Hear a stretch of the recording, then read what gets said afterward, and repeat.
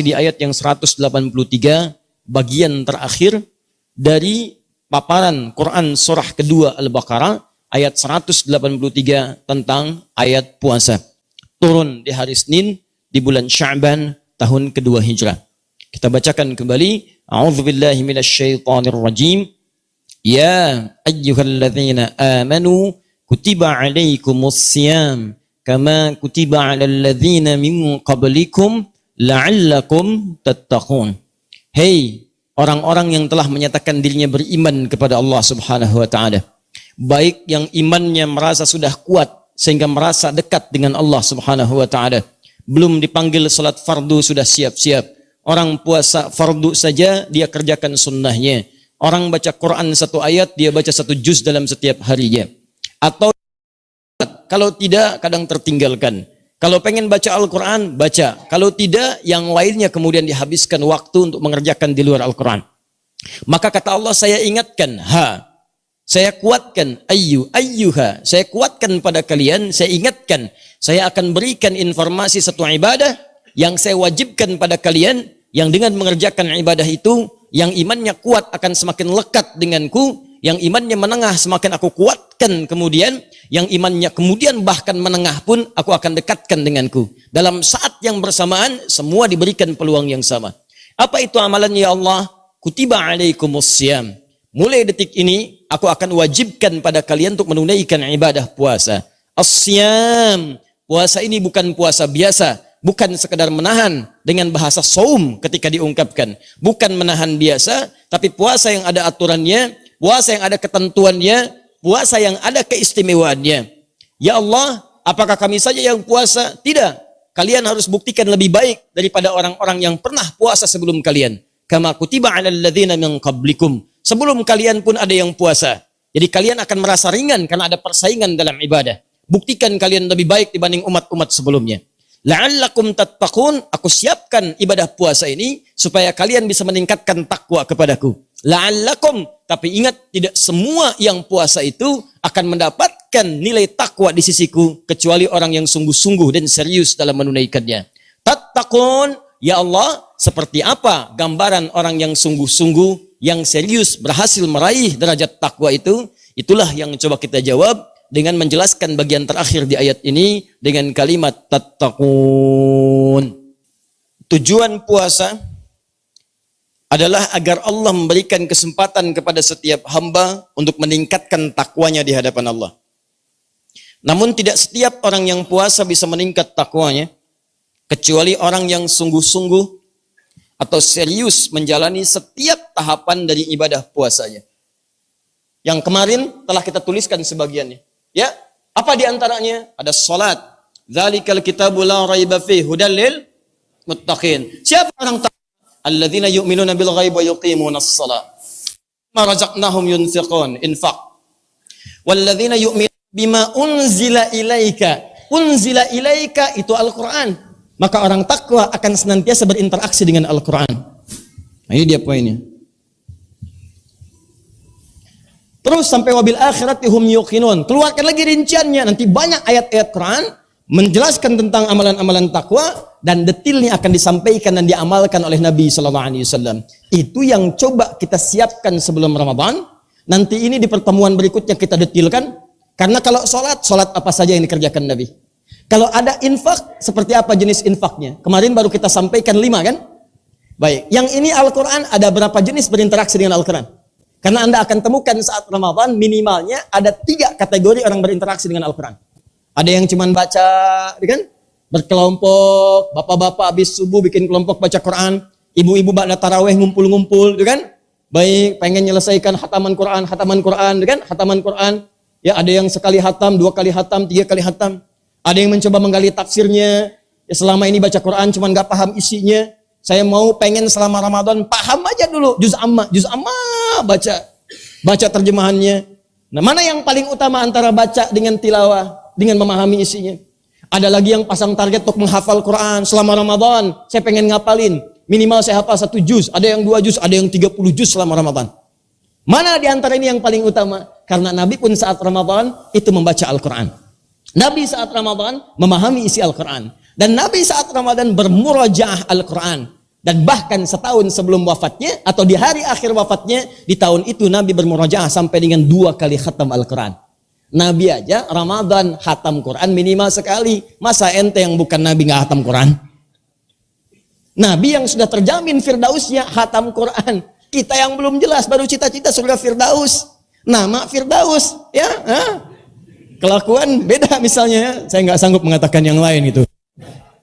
Ya, kodonkan antara pejabat dengan penjahat tipis gitu bedanya kan. Ya. Dah sini. Nah, teman-teman kembali lagi ke sini. Jadi sekarang kita turunkan nih. Kita mau masuk ke sini. Ya, kita belum bedah nih, ingat. Kita belum bedah ini apa saja detailnya. Karena nanti baru selesai ini, kita selesaikan ayat tuntas baru kita masuk kurikulum. Nah, sekarang persoalannya, Ustadz, kita sudah tahu nih salat.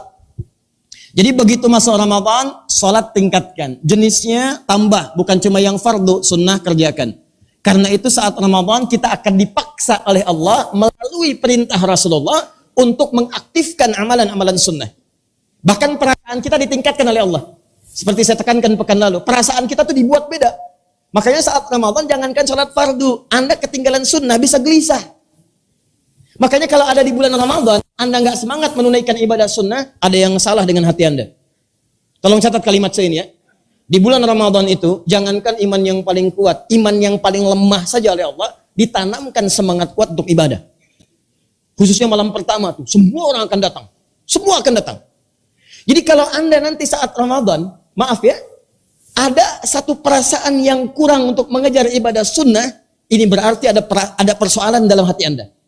Kalau Anda malas mengerjakan yang fardu, lampu merah itu. Lampu merah itu sangat bahaya. Karena boleh jadi, mohon maaf, orang belum tentu mendapati Ramadan karena dianggap oleh Allah amalannya sudah baik. Kita dikasih Ramadan untuk mengampuni dosa kita. Saat diberikan kesempatan, Anda masih belum mau tobat. Anda mau dikasih Ramadan berapa kali lagi? Saya sampai pagi tadi, itu masih terhubung ke Christchurch, yang di New Zealand. Saya melakukan komunikasi dengan, alhamdulillah, saudara kita yang kemarin terkena korban tembakan itu, dan dioperasi, telah tuntas, alhamdulillah berhasil, dan tadi sudah bisa ngobrol. Kita ngobrol pagi tadi.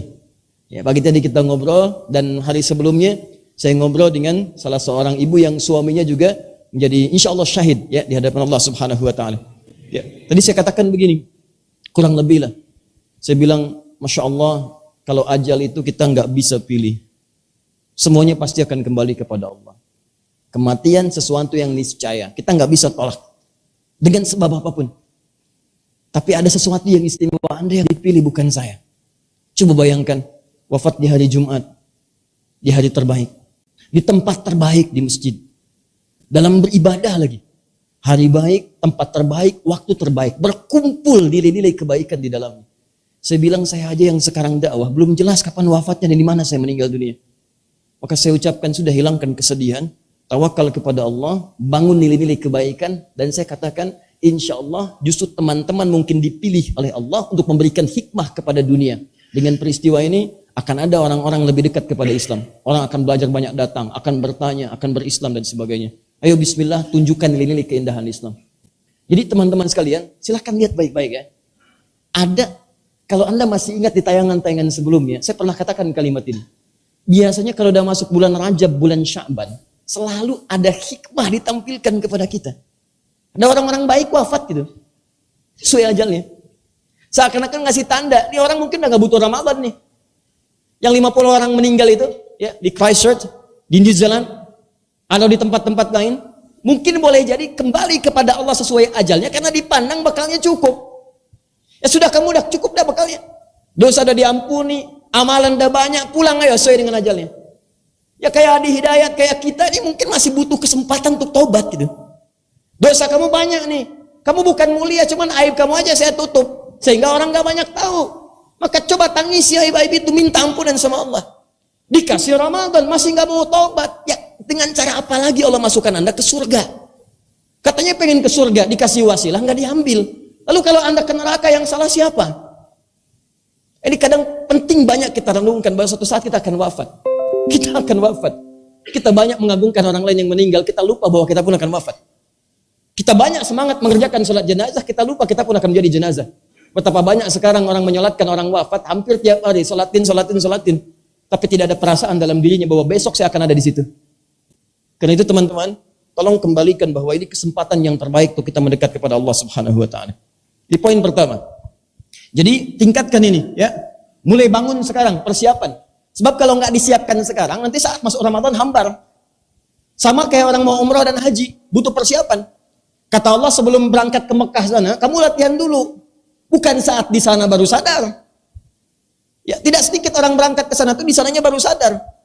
Lupa Quran surah kedua ayat 197. Ya kata Allah al-hajju ashhurum ma'lumat. Faman farada fihinna al-hajja fala rafatha wala fusuqa wala jidala fil hajj wa ma taf'alu min khairin ya'lamhu Allah wa tazawwadu fa inna khairaz zadi taqwa. Haji itu telah ditetapkan kapan berangkatnya, kapan persiapannya, kapan kamu kemudian menyiapkan untuk berangkat. Tapi kalau kamu sudah punya persiapan, siap bekalnya, siap mentalnya, maka sebelum berangkat kata Allah berbekal dulu. Bekal pertama ingat-ingat ya, kata Allah tidak mudah saat kamu akan ada di sana. Fala rafatha, nanti kalau udah nyampe sana jangan berkata-kata kotor. Cara memahami ayat ini akan ada di sana nanti kejadian-kejadian yang membuat kamu itu terdorong berkata kotor.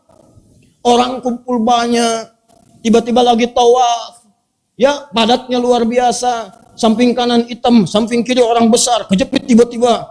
Ya begitu kejepit sama yang hitam, gak keluar kata-kata yang tidak menyenangkan. Non sia hidung. Misalnya, yang paling aneh yang dicela pun gak tahu kalimatnya apa. Yang satu pakai bahasa Sunda, satu pakai bahasa Afrika. Kan dua-duanya gak ada manfaatnya. Rafas. Wala fusuqa, jangan berbuat yang menyimpang. Orang tawaf dia bawa gunting. Subhanallah, depan kemudian kiswah, gunting. Nah, itu kan fusuk. Wala jidal, jangan banyak bertengkar saat haji. Ayo coba lihat, berapa banyak keluarga yang nyampe sana cuma bertengkar kerjaannya. Berapa banyak suami istri nyampe sana cuma ribut nyampe ke Mekah. Kalau di Mekah aja ribut, di mana lagi Anda mendapatkan ketentraman di muka bumi ini? Coba lihat. Wa tazawwadu, silahkan cari bekal kata Allah. Wa ma taf'alu min khairi ya'lamhu Allah. Kerjakan yang baik-baik. Wa tazawwadu fa inna khairaz zadi taqwa. Berbekal sebelum berangkat, bekal takwa, kumpulin takwa.